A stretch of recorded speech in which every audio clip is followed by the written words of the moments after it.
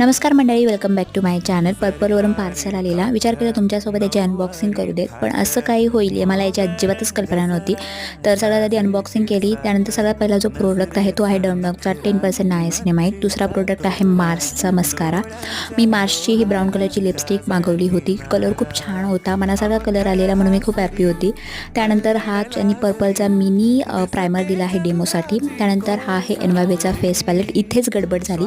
Product बघूनच मला वाटलं काहीतरी गडबड आहे आणि खूप मनामध्ये धास्ती भरली होती, कारण जर प्रोडक्ट चुकीचा आला किंवा तुटलेला आला तर ना रिटर्न करायची खूप झंझट असते. तर खूप छान असा ब्लश कलर होता, कॉन्टर कलर होता आणि हायलायटरची ही मोठी गडबड. बघा, असा प्रोडक्ट जर तुटलेला आला ना तर मला खूप वाईट वाटतं.